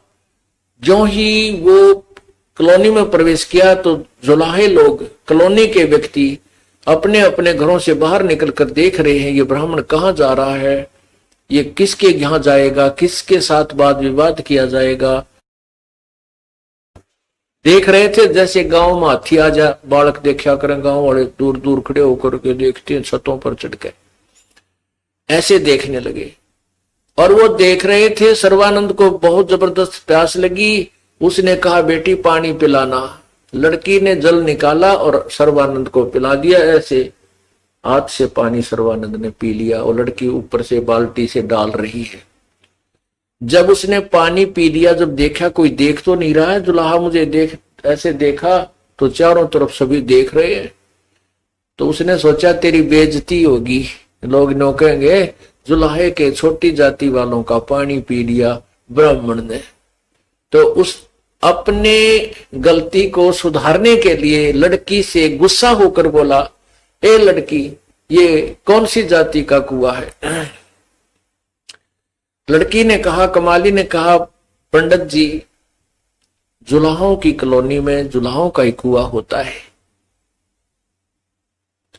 तो पंडित स्वामी सर्वानंद जी कहता है कि लड़की तूने पहले क्यों नहीं बताया मेरे से कि ये ब्राह्मण जुल्हों का कुआं है। तब लड़की ने कहा, सर्वानंद स्वामी जी उस समय तक तेरी जान निकलन हो रही थी, तूने क्यों ना पूछा वे भाई किसका कुआं है यो, क्या आपको पता नहीं था जुल्हों का कुआं है। जब तो तेरी जान जाने वाली थी तब तो जात पात तुझे नजर नहीं आई, अब तेरा पेट भर गया, जान बच गई तो बकवाद भारी है तुझे। अब कहता किसका कुआं है, कौन सी जाति का, क्यों पाखंड कर रहा है स्वामी जी। तो वो कहने लगा, ए लड़की ये बता वो जानती है यहाँ कोई एक कबीर नाम का कोई व्यक्ति रहता है। लगी हाँ जानती हूं मैं, आ जाओ मेरे पिताजी हैं, मेरे साथ साथ आ जाओ, मैं उनका घर आपको मेरे घर हमारे घर आ जाओ। अब लड़की पानी भरकर चल पड़ी, वो सर्वानंद पीछे पीछे पहुंच गया। और वो लड़की थोड़ी जल्द सीगर चल के परमात्मा से कहने लगी, पिताजी एक ब्राह्मण आवे है आ रहा है, वो बैलों के ऊपर ना बहुत घनी किताबें रखे हुए है और आपको पूछ रहा है, लगता आपके साथ कोई वाद विवाद करेगा। परमात्मा बोले बेटी कोई बात नहीं, आने दो, बड़ी अच्छी बात है। विद्वान पुरुष आ रहे हैं, हम उनसे कुछ ज्ञान ग्रहण कर लेंगे, अगर हमारे से कोई बातचीत चलेगी तो कुछ ज्ञान ग्रहण करेंगे। इतने में वो लड़की बाहर आई तो देखा, कहा कि सर्वानंद भी पहुंच गया, द्वार पे खड़ा होगा बैल समेत। लड़की ने कहा, आ जाओ, आओ पंडित जी, मेरे पिताजी अंदर बैठे हैं, आ जाओ अंदर। तो सर्वानंद कहने लगा, लड़की मेरा ये लोटा पानी से भर दे। एक खाली लोटा ले रखा था सर्वानंद ने। तो लड़की ने वो पानी लोटे में डालना शुरू किया। जब लोटा भर गया तो कहता और डाल दे, और डाल दे, यानी पूरा लबालब भरवा लिया उसमें, और जरा सा भी जल डाले तो वो बाहर निकल जाए, ऐसा लोटा फुल करवा लिया। और कहने लगा, लड़की ले ये लोटा जो का तो पानी का भरा हुआ कबीर के पास ले जा और उसको कहना इसका उत्तर दे मेरे प्रश्न का। लड़की उस और कहा कि जल नहीं इसमें से गिरना चाहिए, ध्यान से पकड़ के। लड़की ने पकड़ा वो उसका लोटा, धीरे धीरे धीरे धीरे गई। पिताजी वो ब्राह्मण ने बाहर खड़ा है, उसने ये जल का लोटा आपके पास भेजा है और कहा मेरे प्रश्न का उत्तर लाओ। परमात्मा ने इतनी बड़ी मोटी सुई थी वहां पर लोहे की, वह बड़ी सुई हुआ कर वह उठाकर और उस लोटे में गिर दी। अब जितना वो सुई उसमें प्रवेश हुई तो उतना ही पानी बाहर निकल गया, इतना भरा हुआ था। तो कहते हैं, कहा कबीर परमेश्वर ने कहा, बेटी ये लोटा वापस ले जा और सर्वानंद को दे दे। अब वो लड़की धीरे धीरे उस लोटे को फिर लेकर आई बाहर के लिए, पंडित जी आपका लोटा संभालो। तो सर्वानंद ने कहा, बेटी क्या उत्तर दिया तेरे पिताजी ने। लड़की ने कहा उत्तर कुछ नहीं दिया, इसमें सुई डाल दी एक, और कुछ पानी निकल गया बाहर। सर्वानंद अंदर आया और कहा कि कबीर तूने मेरे प्रश्न का क्या उत्तर दिया? परमात्मा ने कहा तो आपका प्रश्न क्या है? स्वामी जी बोलिएगा। स्वामी जी ने कहा, सर्वानंद ने कहा कि मैंने शास्त्रार्थ में आसपास के सभी विद्वानों को पराजित कर दिया है और मैंने अपनी माता जी से सर्वाजित नाम बदलवाने की प्रार्थना की थी। मेरी माता ने शर्त रख दी है कि मैं कबीर को पराजित कर दूं शास्त्रार्थ में तो वो मुझे सर्वाजित से संबोधित करेगी, इसलिए मैं आपसे शास्त्रार्थ करने आया हूं। और मेरा कहने का तात्पर्य ये लोटा पानी का भरा हुआ आपके पास भेजने का मेरा जो प्रश्न है कि मैं ज्ञान से परिपूर्ण हूं और तेरा ज्ञान मेरे अंदर नहीं समाएगा। मैंने लोटा इसलिए और फ्लो करके भेजा था कि और जल इसमें डलेगा तो वो जल बाहर ही जाएगा, लोटे में नहीं समाएगा। अर्थात मैं ज्ञान से इतना परिपूर्ण हूं कि मुझे तेरा ज्ञान मेरे अंदर नहीं समाएगा, तू अपनी हार लिख दे। परमात्मा बोले मेरा उत्तर सुन ले। मेरा उत्तर क्या था? जैसे आपके लोटे में और पानी डालने से वो पानी बाहर निकल सकता था, आपके लोटे वाले में नहीं समा सकता था। मैंने इसके अंदर वो सुई इसलिए डाली है कि मेरा ज्ञान इतना वजनदार है कि जिस प्रकार वह लोहे की सुई तेरे लोटे की तली में पहुंच गई और तेरा पानी बाहर निकल गया, मेरा ये ज्ञान इतना वजनदार है कि तेरा ज्ञान ऐसे बाहर निकल जाएगा और मेरा ज्ञान तेरे हृदय में समा जाएगा, ऐसे जम जाएगा जाकर के, और ये तेरा नकली ज्ञान यहां से तेरे अंदर से बाहर निकल जाएगा। अब और इस प्रकार जब ये वार्ता होने लगी तो आसपास के वो अशिक्षित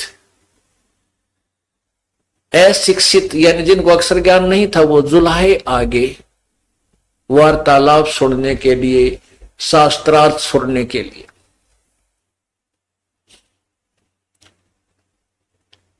तो सर्वानंद ने कहा कि अच्छा करो शास्त्रार्थ, मुझसे प्रश्न करो, आप प्रश्न करो पहले। परमात्मा ने कहा कौन ब्रह्मा का पिता है, कौन विष्णु की मां, शंकर का दादा कौन है, हमको दो बताए। सर्वानंद कहता है कि कौन, क्या बोल रहे हो कि ब्रह्मा विष्णु महेश के माता पिता? इनके कोई माता पिता नहीं, ये अजरो अमर है, ये तो सर्वशक्तिमान है, सबके उत्पत्ति करता है, ये है वो है, सब कुछ बता दी, जैसा भी वो दंत कथा सुन रखी थी। परमात्मा कहते हैं वेद पढ़ने पर भेद न जान, ये बाँचे पुराण 18 और जड़ को अंधे ये पत्ते खुआवे और भूल गए सृजनहारा। वेद पढ़ते हैं, 18 पुराणों को पढ़ते हैं, पर इनको ज्ञान कती नहीं, इनमें क्या लिख रखा है, इनका निष्कर्ष क्या है, वास्तविकता क्या भरी पड़ी है। तब परमात्मा ने कहा कि सर्वानंद आपके पास पुराण रखी है, देवी पुराण निकाल, 3रा सकंद, अध्याय 4, 5, 6। इसमें लिखा है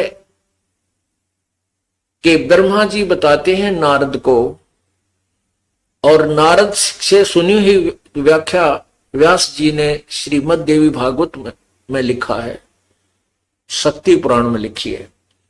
नारद जी को ब्रह्मा जी बताते हैं कि नारद जी ने प्रश्न किया कि हे पिताजी, इस सृष्टि की रचना आपने की है या विष्णु जी ने की है या शिव जी ने की है, मुझे सच्चा ज्ञान बताना, इस ब्रह्मांड की रचना करने वाला कौन है, आप सच्ची बात बताना। नारद जी को पता था कि ये गपोड़ पेल देते हैं, जहां इनको ज्ञान नहीं होता तो फिर यहाँ कहते हैं सच्ची बात बताना।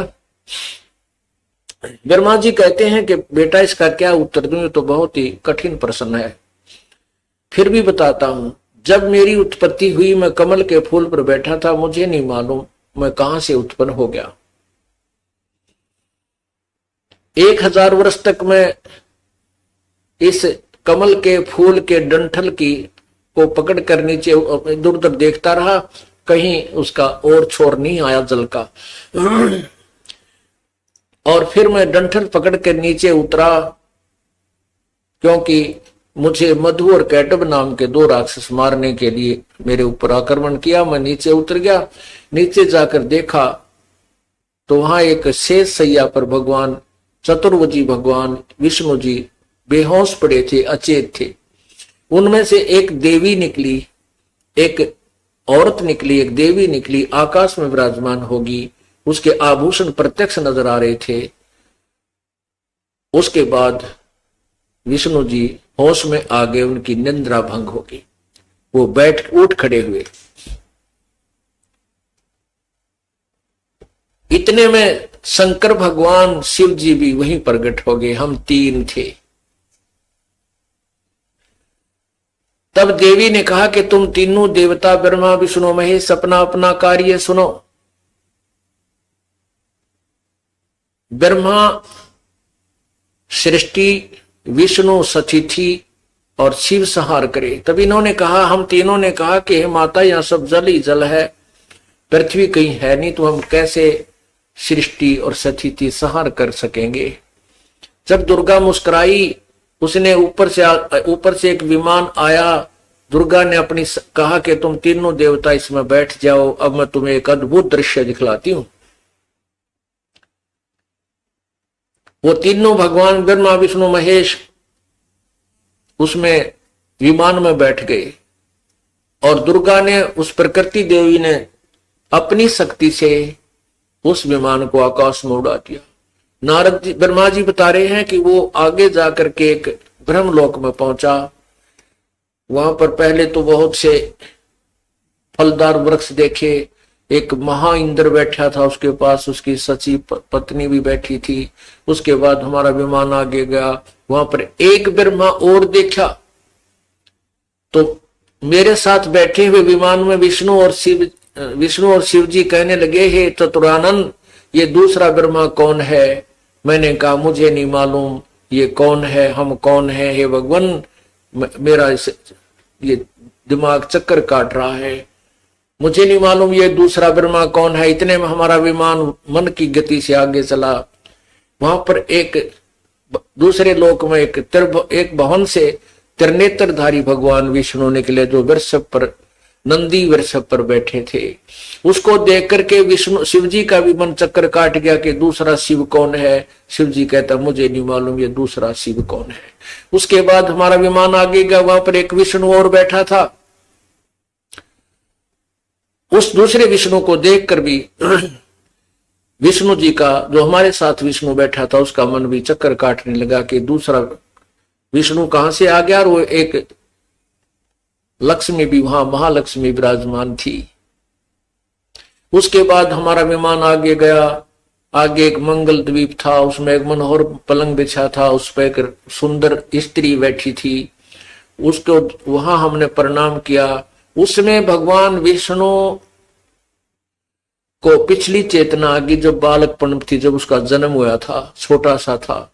तो उसने देखा कि उसको याद आई कि ये तो अपनी माँ है, ये तो अपनी माता है। और ये जब मैं छोटा सा था, मुझे पालने में लोरी देकर सुलाया करती थी, मनोहर गीत गाया करती थी। अब मुझे अपने बचपन की बात याद आ गई, ये अपनी माता है। तो तब तीनों ने, भगवान विष्णु ने भगवती की अर्थात दुर्गा की, सतुति की, अपनी माता की, तुम शुद्ध स्वरूपा हो, ये संसार तुम्ही से उद्भासित है। मैं ब्रह्मा और शिव तो आप ही से, हम तो आप ही से जो है ना प्रकट हैं। हमारा तो जन्म और मृत्यु होता है, अर्थात आविर्भाव, जन्म, तिरोभाव, मृत्यु होती है। हम अविनाशी नहीं है। आप ही नित्य हो, आप ही अविनाशी हो। हम नित्य नहीं है, हम अविनाशी नहीं है। आप प्रकृति देवी हो। भगवान शंकर बोले, हे माता, यदि ब्रह्मा भी आपका पुत्र है और विष्णु भी आपका पुत्र है, तो क्या मैं तमोगुणी लीला करने वाला शंकर आपका पुत्र नहीं हुआ? अर्थात मुझे भी जन्म देने वाली आप मेरी माता हो। और दुर्गा से फिर ब्रह्मा ने पूछा कि माता, वेद में जो लिखा है कि कोई और परमात्मा है, क्या वो आप ही हो, वो ब्रह्म आप ही हैं, क्या कोई और है? तो दुर्गा ने कहा कि मैं और वो ब्रह्म एक ही हैं। मेरा और उस ब्रह्म का तुम जब स्मरण करोगे, तुम्हारे ऊपर कोई आपत्ति आवेगी तो हम तुम्हारा कार्य सिद्ध करेंगे, तुमसे जो काम अट जाएगा। तो पुण्यात्माओं, इससे क्या सिद्ध हुआ कि ब्रह्मा विष्णु महेश नाशवान है, इनका जन्म होता है, मृत्यु होती है, ये अविनाशी नहीं है। और सर्वानंद जी कह रहे हो कि ये अविनाशी हैं। आप कहां से लाए ये ज्ञान? ये लोक वेद दंत कथा सुनाकर तुम गुमराह कर रहे हो। परमात्मा ने पूरी डट कर ये कथा सुना दी। अब उस समय इन नकली गुरुओं को, विद्वानों को एक यही दाव लगा रहा कि ये संस्कृत में शास्त्र थे, हिंदी अनुवाद इन्होंने नहीं किया। इसलिए नहीं किया था कि कहीं दुनिया को पता ना लग जाए और तुम्हारी रोजी रोटी समाप्त हो जाए। अब सर्वानंद ने वही देवी भागवत महापुराण निकाली, तीसरा संगत पढ़ कर देखा, उसमें स्पष्ट लिखा था, संस्कृत में स्पष्ट लिखा था। अब उसने सोचा ही ना, तो ये श्रद्धालु कोई शिक्षित है जो श्रोतागण बैठे, और कबीर जी की कौन मानेगा इस बात को? तो वो कहता नहीं, ये झूठ बोलता है ये जुलाहा, मैं काशी विद्यापीठ से पढ़ा हूं, मैं संस्कृत का विद्वान हूं, ये अशिक्षित, इसको अक्षर ज्ञान नहीं है, ये झूठ बोल रहा है, इसकी बातों में मत आना। और ये कथा ना सुनाकर, विष्णु श्री दुर्गा पुराण ना सुना करके कोई और ही संस्कृत में पता नहीं कौन से श्लोक सुनाने शुरू कर दिए। संस्कृत बोलता रहा, पता नहीं बेतुकी बातें कहीं की कहीं सुनाने लग गया, संस्कृत बोल रहा।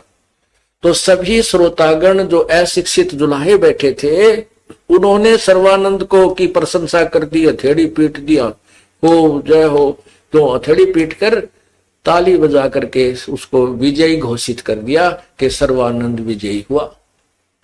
जबकि उन श्रोताओं को कुछ भी समझ में नहीं आ रहा था सर्वानंद संस्कृत में बोल क्या रहा है। एक समय तो परमात्मा कहने लगे, भाई ठीक है सर्वानंद, आप जीत गए, मैं हार गया।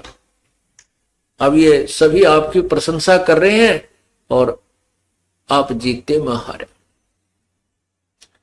पुण्यात्माओं, ये तो वो कहानी होगी, एक किसान का बेटा छठी सातवीं कक्षा में पढ़ा करता, और उस समय अंग्रेजी जो है छठी क्लास में लगा करती थी। सातवीं में बस इतना संस्कृत इंग्लिश याद हो जाती थी, एक आधी छुट्टी की प्रार्थना पत्र, एक आधा माई बेस्ट फ्रेंड या स्कूल का 5-4 लाइनों का ऐसे अर्थात प्रस्ताव याद कर सकता था। तो एक दिन वो लड़का अपने पिता किसान के साथ बैलगाड़ी में बैठा हुआ खेतों की ओर जा रहा था। सामने से एक अंग्रेज अधिकारी की गाड़ी आ गई, वो रास्ता भूल रहा था। उसने उस गाड़ी वालों से अंग्रेजी में पूछा कि मुझे इस गांव जाना है, क्या मैं ठीक जा रहा हूं, उस गांव का रास्ता ये ठीक है या नहीं, इंग्लिश में पूछा उसने। अब वो लड़का जो है अंग्रेजी में प्रस्ताव याद करता था, कभी अंग्रेजी पढ़ कर सुनाता था, तो पिताजी बड़ा गदगद हुआ करता, मेरा बेटा अंग्रेजी बोलना सीख गया। तो तब वो किसान कहता है कि बेटा ये अंग्रेज के अपने आप को अंडी समझ रहा है, ये के चौड़ दिखावा अंग्रेजी बोल के, तो भी तो सुना दे 2 बात अंग्रेजी में इसको बोल के, और पता लग जाएगा हम भी हिंदुस्तानी नरे इंग्लिश के अनभिज नहीं है। तो उस लड़के ने कहा कि अभी ले पिताजी। उस लड़के ने छुट्टी के लिए प्रार्थना पत्र अंग्रेजी में, वो बीमारी के छुट्टी के लिए प्रार्थना पत्र सुना दिया। To the headmaster, I am sick today, I can not come to school, please grant me 1 day leave, I shall be thankful to you है, अपना नाम लिख दिया सच एंड सच। तो अंग्रेज ने सोचा, देख बुद्धू, पूछो मत काम का रास्ता बताओ, सुनाओ मैंने छुट्टी के लिए प्रार्थना पत्र। अच्छे मूर्ख तो फंसिया, माथे माथ मार के और अपनी गाड़ी ने साइड तक कर चलता बड़े। अब उसके किसान पिता ने अपने पुत्र की कमर थपथपाई, वाह बेटा आज तेने अंग्रेजी बोल के अंग्रेज हरा दिया, पराजित कर दिया, भाज गया छोड़कर मैदान को। तब वो लड़का कहता, पिताजी अभी तो माई बेस्ट फ्रेंड और याद था, वो सुन लेता तो गाड़ी छोड़ के भाग जाता। कहने का भाव ये है कि वो तो उनको मत्थे माथ मारा कि देख किसी बुद्धवंत पाला पड़ा, पूछो गांव का रास्ता सुना वह सीख ली। और तो इसी प्रकार परमात्मा पूछ तो ये रहे थे कि पुराणों में ऐसा लिखा है कि ब्रह्मा विष्णु महेश नासवान है, अविनाशी नहीं है, इनके माता पिता हैं, दुर्गा इनकी माता है और पिता इनका ज्योति निरंजन है। अब वो सर्वानंद ने सुना दी वह सिकली और प्रशंसा कर दी उन अशिक्षित श्रोताओं ने, और में विजयी कर दिया वो अज्ञानी सर्वानंद। परमात्मा बोले भाई ठीक है, लिखवा ले के लिखवाना तने, ठीक है आप जाइए, मैं हार गया तो जीत गया। पर सर्वानंद बोला ऐसा नहीं, मेरी मां ने कहा कि लिखवा के लाना उससे। परमात्मा बोले भाई लिख ले तू, मैं तो अशिक्षित हो, मैं अपना अंगूठा कर दूंगा। अब सर्वानंद ने लिख लिया कि शास्त्रार्थ में कबीर पराजित हुआ, सर्वानंद विजयी हुआ और परमेश्वर का अंगूठा लगवा लिया। अब घर पे चला गया। माता ने पूछा, आ गया बेटा? कहा माता जी और क्या? उसने जाते हार मान ली मेरे तय, दो बात भी ना कर सका मेरे सामने कि भाई ठीक है फिर कुछ प्रमाण दिखाओ, कोई प्रूफ दे। तो उसने पढ़ के सुनाने लगा कि सुन माता जी, लिखा है कि शास्त्रार्थ में कबीर विजयी हुआ और सर्वानंद पराजित हुआ है। वो फिर पढ़ने लगा है। माता बोली रे तू तो हार का है भाई, तो हार के आया है, खुद पढ़ के सुनाने लग रहा। तो वो कहने लगा माता जी मैं ना कल 2-3 दिन से लगातार शास्त्रार्थ में था, रात्रि में भी काफी देर तक शास्त्र हुआ करते थे, मैं निंद्रा में था, मेरे से ही गलत लिखा गया। माता जी वो तो अनपढ़ है, मैं खुद लिखने वाला हूं और सचमुच वो हार गया। माँ बोली नो ना मानो तेरी बात दे, लिखवा के ला उन पर, फिर लिखवा ला जा जाकर। तो फिर गया वापिस गया तो कहा कबीर जी मैंने गलती से उलट लिख लिया, मेरी मां नहीं मानती। परमात्मा बोले भाई फिर लिख ले, कोई बात ना, तेरे हाथ में कलम है, कुछ लिख ले। तो उसने फिर लिख लिया कि शास्त्रार्थ में कबीर परमात्मा पराजित हुए, कबीर हार गया और सर्वानंद जीत गया और अंगूठा लवा लिया। एक आधे गवाह के भी तो अंगूठे लवा लिए। फिर आकर आया, कहने लगा माता जी सुनाऊं? कहा सुना बेटा। उसने पढ़ा, फिर वही पाया उल्टे अक्षर हो गए। शास्त्रार्थ में सर्वानंद हार गया, कबीर साहिब विजयी हुए। तो उसकी मां बोली रे तू भांगते नहीं पी रहा आज? कह वो हार गया लिख के ला, वो तो उल्टा। नो बोला माता जी पता नहीं क्या हो गया, मेरा ध्यान नहीं रहता है, अब क्या जाता हूं, जा भाई। तीसरी बार फिर लिखवा लिया। अब तीसरी बार उसने सोची कि घर में प्रवेश करने से पहले वो पढ़ रहा सही अक्षर है कि शास्त्रार्थ में कबीर जी हार गए और सर्वानंद जी जीत गए। तो उसने सोचा कि बिजली पड़े है, अब नो एक तक नजर रख रहा है उसके ऊपर, और देलियों में से दरवाजे में प्रवेश करता हुआ कहता माता जी सुनाऊं? अका सुना भाई। तो उसकी आंखों के सामने अक्षर पलट गए। लिखा गया शास्त्र, जैसे कंप्यूटर में चेंज हो जाते हैं, शास्त्रार्थ में कबीर जी विजयी हुए, सर्वानंद पराजित हुआ। उसका मुंह ना खुला, नू देखे बंदर की तरह उस कागज की तरफ।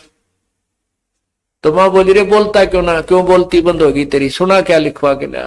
कुछ नहीं बोला। तब मां बोली नादान वो परमात्मा आए हैं, अरे क्या रखा है झूठी प्रभुता में बेटा, ये 2 दिन की महिमा या जनता से इतने कुछ भगवान माने बैठी रहे, फिर तू गधा बनेगा। परमात्मा कहते हैं ज्ञानी तो अभिमानी भय कहने ही के नाद, और सिरजम दंडा खाते हैं चाहे कोट में लो भावे साध। ये ज्ञानी अभिमानी हो जाते हैं, इसलिए गीता जी में ये जिज्ञासु लोग होते हैं जो ज्ञान को ग्रहण करके आगे प्रचार करना शुरू कर देते हैं और लोगों में झूठे विद्वान और ज्ञानी प्रसिद्ध हो जाते हैं। तब सर्वानंद बैठ गया, पेट पकड़ कर कलेजा नो दिल पकड़ कर, या कहानी के बनी 3 बे लिखवा के लार